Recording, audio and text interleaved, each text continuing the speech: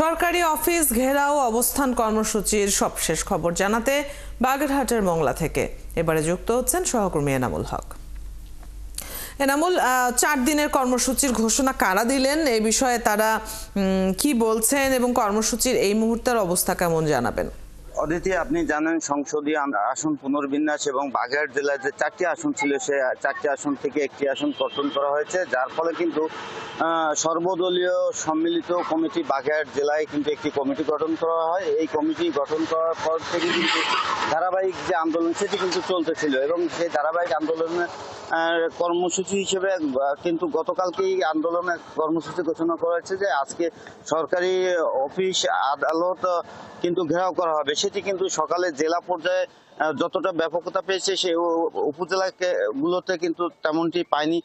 যেমন আমি উপজেলাগুলোতে খোঁজ নিয়েছি এবং উপজেলায় দেখেছি যে উপজেলা চত্বরে কিন্তু বিভিন্ন দপ্তরে কিন্তু কার্যক্রম চলছিল, বাইরের থেকে তালা দিয়ে ভিতরে কিন্তু তারা কার্যক্রম চালাচ্ছিলেন এবং প্রত্যেকটা দপ্তরেই কিন্তু পুলিশ মোতায়েন করা ছিল।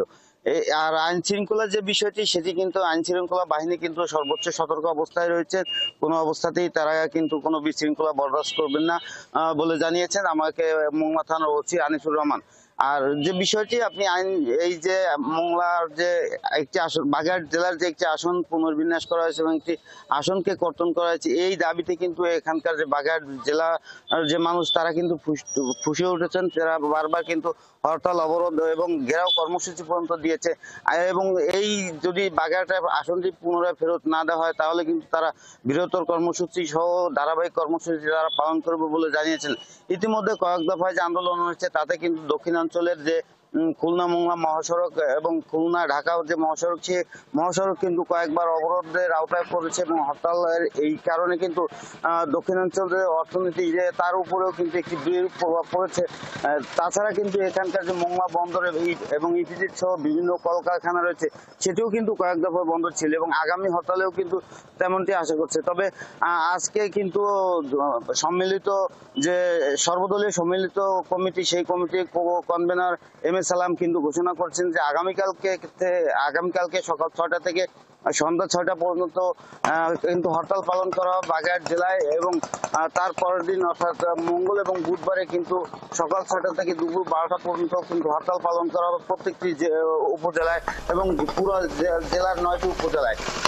এই সময় কিন্তু আপনার দূরপাল্লার যে যানবাহন পরিবহন বা এটি কিন্তু বন্ধ থাকবে। এছাড়া অন্যান্য যে যানবাহন রয়েছে যেমন মোটরসাইকেল, রিক্সা, ভ্যান এগুলো কিন্তু চলবে এবং যে শিশু খাদ্যবাহী বা ঔষধের যে গাড়ি সেগুলো কিন্তু চলবে।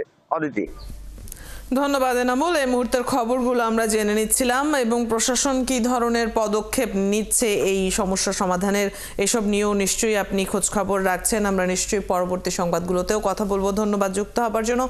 দর্শক, সহকর্মী এনামুল হক আমাদের সাথে বাগেরহাটের মংলা থেকে যুক্ত ছিলেন এতক্ষণ।